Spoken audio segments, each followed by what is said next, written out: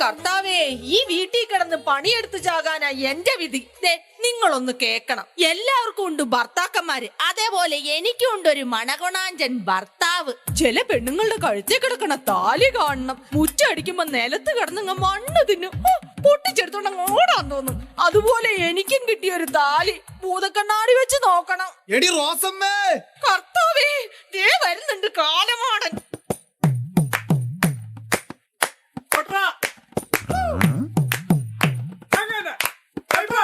എന്റെ മേട ചുമക്കി കമ്മൽ എന്റെ പെൺ കട്ടോട് പോയേ എന്റെ എന്റെ അമ്മ കുടിച്ചു എന്റെ മേട ചുമക്കി കമ്മൽ എന്റെ പെൺ കട്ടോട് പോയേ എന്റെ എന്റെ അമ്മ കുടിച്ചു അയ്യ, നിങ്ങൾ ഇങ്ങനെ തുള്ളിച്ചാണ് നടന്നോ? ബാങ്കിൽ നിന്ന് ലെറ്റർ വന്നിട്ടുണ്ട്. വന്നോ?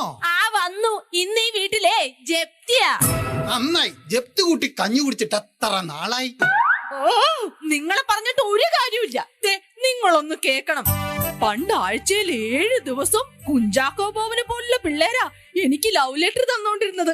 അവസാനം എന്റെ തലയിൽ വന്ന് കയറിയതോ ഈ ചങ്കനാടിനെ പോലെ എടുത്ത്.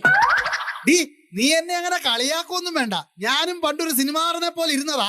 എന്നിട്ട് എന്താ ഈ സിനിമാ നടൻ സിനിമയിൽ അഭിനയിക്കാഞ്ഞ്? അത് പിന്നെ സംവിധായകൻ പറഞ്ഞു കെട്ടിപ്പിടിച്ചൊക്കെ അഭിനയിക്കണമെന്ന്. എനിക്ക് ഈ കെട്ടിപ്പിടുത്തൊന്നും ഇഷ്ടമല്ലാത്തതുകൊണ്ട് ഞാൻ അതങ്ങ് വേണ്ടെന്ന് വെച്ച്. സിനിമയാവുമ്പോ ചിലപ്പോ കെട്ടിപ്പിടിച്ചൊക്കെ അഭിനയിക്കേണ്ടി വരും. നിങ്ങൾക്കൊന്ന് കെട്ടിപ്പിടിച്ച് അഭിനയിച്ചാൽ എന്താ? പൊക്കോണ അവിടുന്ന്. മാസങ്ങളോളം തീറ്റ കാണാതെ കിടക്കുന്ന സിംഹത്തെ കെട്ടിപ്പിടിച്ച് അഭിനയിക്കാൻ പറഞ്ഞ എന്റെ പട്ടി അഭിനയിക്കും. ഒന്ന് പോടി അവിടുന്ന്. നിങ്ങൾക്കറിയാവോ, പണ്ട് ആപ്പിള് പോലിരുന്ന ഞാനാ ഇപ്പൊ നിപ്പിള് പോലായി. നിങ്ങൾ നിപ്പിള് പോലെ ഇരുന്നോ? നമ്മുടെ മോളെ അങ്ങ് കപ്പല് പോലായി. നിങ്ങൾക്ക് അവളെ പറ്റി എന്തെങ്കിലും വിചാരം ഉണ്ടോ മനുഷ്യ? ആദ്യം അവളെ കെട്ടിക്കാൻ ഒരു സർക്കാർ ഉദ്യോഗസ്ഥനെ കണ്ടുപിടിക്കാൻ നോക്ക്. എന്റെ കർത്താവേ, ഇപ്പോഴത്തെ ആൾക്കാരുടെ ഒരു കാര്യം, സർക്കാർ സ്കൂളിൽ പോവില്ല, സർക്കാർ ബസ്സിൽ കയറില്ല, സർക്കാർ ആശുപത്രി പോവില്ല. എന്നാ മകളുടെ കല്യാണം വരുമ്പോഴോ ചെറുക്കന് സർക്കാർ ഉദ്യോഗം വേണം. എടി, അതാ പലിശക്കാരൻ ക്ലീറ്റസ് ആയിരിക്കും. നീ ആ ഫോൺ എടുത്തിട്ട് ഞാൻ ഇവിടെ ഇല്ലെന്ന് പറ. ഹലോ, ഇച്ചായൻ ഇവിടെ ഉണ്ട്. ഇച്ചായൻ ഇവിടെ ഉണ്ടെന്ന് പിന്നെ വിളിക്കേ. നിന്നോട് ഞാൻ ഇവിടെ ഇല്ലെന്ന് പറയാൻ പറഞ്ഞിട്ട് പിന്നെ നീ എന്തിനാ ഞാൻ ഇവിടെ ഉണ്ടെന്ന് പറഞ്ഞത്? അത് നിങ്ങൾക്ക് വന്ന കോളൊന്നും അല്ല, പിന്നെ എനിക്ക് വന്ന കോളാ. ആണോ? സമാധാനമായി. മനുഷ്യ, നിങ്ങൾ ഒരു പഞ്ചായത്ത് മെമ്പർ ആണോ? ആണല്ലോ. എന്നിട്ട് ദിവസങ്ങളോളമായിട്ട് നമ്മുടെ വീടിന്റെ വാതിക്ക് ഒരു പൈപ്പ് പൊട്ടിക്കിടന്നിട്ട് നിങ്ങൾക്ക് അത് നന്നാക്കാൻ പറ്റിയോ? നീ ഒരു കാര്യം മനസ്സിലാക്കണം. എന്ത്? ഞാനൊരു മെമ്പറാണ്, അല്ലാതെ പ്ലംബർ അല്ല. ആ കാര്യം പോട്ടെ, ഞാൻ കിടക്കുന്ന മുറിക്ക് ഒരു പൂട്ടുണ്ടോ മനുഷ്യ? ഇല്ല. ഇല്ല.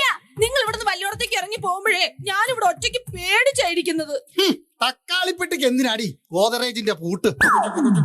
ആഹാ, അപ്പോഴേക്കും പിണങ്ങിയോ റോസമ്മേ?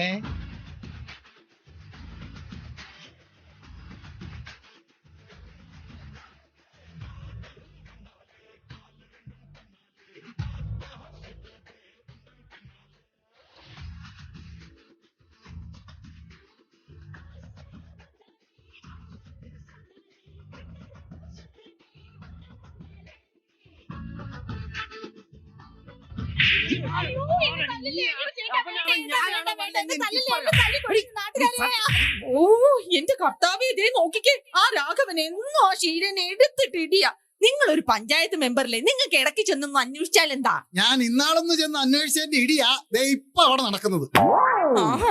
നിങ്ങൾ കാരണം ഈ പഞ്ചായത്തിലെ അയൽക്കൂട്ടം പെണ്ണുങ്ങളുടെ മുമ്പിൽ എനിക്ക് ഇറങ്ങി ചെല്ലാൻ പറ്റുന്നില്ല. അതെന്നാടി നിനക്ക് അങ്ങോട്ട് ഇറങ്ങിച്ചെല്ലാൻ പറ്റാത്തത്? ഞങ്ങൾ അയൽക്കൂട്ടം പെണ്ണുങ്ങളുടെ തൊഴിലുറപ്പ് പദ്ധതിക്ക് വേണ്ടി നിങ്ങളുടെ പഞ്ചായത്തിൽ നിന്ന് എന്തെങ്കിലും ആനുകൂല്യം അനുവദിച്ചു തന്നിട്ടുണ്ടോ? ഓ, വീട്ടിലിരുന്ന് കഞ്ഞിയും കൂട്ടാനും ഉണ്ടാക്കേണ്ട പെണ്ണുങ്ങള് തൊഴിലുറപ്പെന്നും പറഞ്ഞ് ഇറങ്ങിയിട്ട് എന്നാ കാണിക്കാനാടി? അയ്യടാ, അങ്ങനെ നിങ്ങൾ പെണ്ണുങ്ങളെ ഒരിടത്ത് ഒതുക്കി ഇരുത്താൻ നോക്കണ്ട. നിങ്ങൾ ആണുങ്ങൾ ചെയ്യുന്ന പണിയൊക്കെ പെണ്ണുങ്ങളും ചെയ്യും. ചെയ്യുവോ? ചെയ്യും. എന്നാ പിന്നെ നീയൊക്കെ തെങ്ങയിലോട്ടൊന്ന് കയറി തേങ്ങ ഇടറി. കേറും, തേങ്ങ ഇടുകയും ചെയ്യും. ഞങ്ങള് പെണ്ണുങ്ങൾ തെങ്ങ കയറി തേങ്ങ ഇട്ട എന്നതാ കുഴപ്പം? ഒരു കുഴപ്പമില്ല. പക്ഷെ തേങ്ങ പെറുക്കാൻ താഴെ ആണുങ്ങളുടെ തിരക്കായിരിക്കും മാത്രം. അങ്ങനെ കളിയാക്കല്ലേ. ഞങ്ങള് പെണ്ണുങ്ങൾ എന്ന് പറഞ്ഞാലേ ഒരു തേങ്ങ പോലെയാ. തേങ്ങയോ? തേങ്ങ കൊണ്ട് എന്തൊക്കെ ഉപയോഗം ഉണ്ടെന്ന് അറിയാമോ? തേങ്ങാ ചമ്മന്തി ഉണ്ടാക്കാം, തേങ്ങാ വെള്ളം കുടിക്കാം, തേങ്ങയുടെ ചകിരി കൊണ്ട് കയറ് വരെ ഉണ്ടാക്കാം. അതൊക്കെ ശരിയാ. പക്ഷെ ഈ തേങ്ങാ തലേ വീണാൽ ആള് തട്ടിപ്പോന്നു മാത്രം. പിള്ളേരപ്പാ. നീ ഇപ്പൊ എന്താ വിളിച്ചേ? പിള്ളേരപ്പാന്ന്. അയ്യോ, എന്താ ചായ? നീ എന്നെ അങ്ങനെ വിളിക്കുമ്പോ ചെയ്യാത്ത ഏതോ ഒരു കുറ്റം എന്റെ തലയിൽ കെട്ടിവെക്കുന്നത് പോലൊരു തോന്നൽ. ഇച്ചായ, ഇച്ഛായൻ അറിയാമോ എന്നും ഞാൻ കർത്താവിനോട് മുട്ടിപ്പായി പ്രാർത്ഥിക്കുന്നത് എന്താണെന്ന്? എന്താ? എന്റെ 7 ജന്മത്തിനും ഇച്ഛായൻ തന്നെയായിരിക്കണേ എന്റെ ഭർത്താവെന്ന്. ഈശ്വരാ, ഇതെന്റെ 7ാമത്തെ ജന്മമായിരിക്കണേ. ആ, അല്ലെങ്കിൽ എനിക്കറിയാം നിങ്ങൾക്ക് എന്നോട് ഒരു സ്നേഹവും ഇല്ല. പറയണ കേട്ടാത്തൊന്നും നിനക്ക് ഭയങ്കര സ്നേഹമാണ്. എന്താ മനുഷ്യ എന്റെ സ്നേഹത്തിനൊരു കുഴപ്പം? എന്താ കുഴപ്പമെന്നോ? എടി, നിന്റെ കൂട്ടുകാരിയ ത്രേസ്യാമയുടെ കെട്ടിയവൻ ലോറി കയറി ചത്തിട്ട് നീ അവിടം വരെ പോയെന്ന് അന്വേഷിച്ചോടി. അതെ, അത് ഞാൻ മനഃപൂർവ്വം അന്വേഷിക്കാതിരുന്നതാ. മനഃപൂർവ്വോ? ആ, കൊച്ചുനാള് മുതൽ ഞാനും അവളും ഒരുമിച്ച് കളിച്ച് വളർന്നതാ. എന്നിട്ട് അവളുടെ കെട്ടിയോൻ വണ്ടി കയറി ചത്തപ്പോ ഈ എന്നെ വിളിച്ച് ഒരു വാക്ക് പറയാമായിരുന്നല്ലോ. അത് മോശമായി പോയി. നോക്കിക്കോ, നിങ്ങൾ വണ്ടി കയറി ചാവുമ്പോ ഞാനും അവളോട് പറയില്ല. നീ എടുക്കണ്ട, ഞാൻ എടുത്തോളാം. ഹലോ? ഓഹോ, അത് ശരി. ഓക്കെ.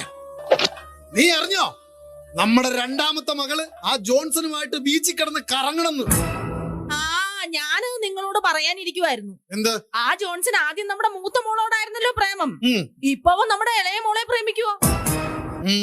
അപ്പൊ അവന് തേങ്ങയല്ല നോട്ടം, കരിക്കാണ്. നീ ഒന്ന് സൂക്ഷിക്കണം. എന്തിന്? തക്കം കിട്ടിയാൽ അവൻ കൊപ്രയും തിന്നും. ഈ ഒരു കാര്യം ഓർത്തോണം. മര്യാദക്കല്ലെങ്കിൽ അകത്ത് കാരണവന്മാർ സൂക്ഷിച്ചു വെച്ചിരിക്കുന്ന തോക്കെടുത്ത് 2നെ ഞാൻ വെടിവെക്കും. എന്ത് വെക്കൂന്ന്? വെടിവെക്കുമെന്ന്. ആര്? ഞാൻ. പിന്നെ ക്രിസ്മസിന് പടക്കം പൊട്ടിയാ മൂത്രമൊഴിച്ചോണ്ടോടുന്ന മനുഷ്യനാ വെടിവെക്കും പോലും. ദേ മനുഷ്യന് ജീവിതം എന്ന് പറഞ്ഞാലേ ഒരു വണ്ടിയുടെ 2 ചക്രങ്ങളാ. അതിലൊന്ന് പഞ്ചറായാ മതി, പിന്നെ വണ്ടി ഓടൂല. അതിനല്ലേടി സ്റ്റെപ്പിനി. നീ എന്നെ ജീവിതമൊന്നും പഠിപ്പിക്കണ്ട. നിന്നെ വിശ്വസിച്ചതാണ് എന്റെ ജീവിതത്തിൽ എനിക്ക് പറ്റിയ ഏറ്റവും വലിയ പരാജയം. എന്തു പരാജയം? എനിക്കൊരു ആൺകുഞ്ഞ് വേണമെന്നായിരുന്നു എന്റെ ആഗ്രഹം. ഇവളെ ഞാൻ വിശ്വസിച്ചു. ഇവളെനിക്ക് തന്നതോ ഒരു പെൺകുഞ്ഞിന്. 2ാമത് ഒരു ആൺകുഞ്ഞിന് വേണ്ടി ഞാൻ ആഗ്രഹിച്ചു. അപ്പോഴും ഞാൻ ഇവളെ വിശ്വസിച്ചു. ഇവളെനിക്ക് തന്നതോ മറ്റൊരു പെൺകുഞ്ഞിന്. എന്നെ ചതിക്കുകയായിരുന്നു. ചതിവുകൾ ഏറ്റുവാങ്ങാൻ പൈലിയുടെ ജീവിതം പിന്നെയും ബാക്കി. നിങ്ങൾ എന്താ പറഞ്ഞേ? എന്നെ വിശ്വസിച്ച നിങ്ങളെ ഞാൻ ചതിച്ചെന്നോ? അതേടി. നിങ്ങളൊന്ന് കേക്കണം. ഇയാളെ വിശ്വസിച്ചോണ്ട് ഞാനിവിടെ ഇരുന്നെങ്കിലേ ഇപ്പോഴുള്ള 2 പെൺപിള്ളേര് പോലും കാണത്തില്ലായിരുന്നു. റോസമ്മേ!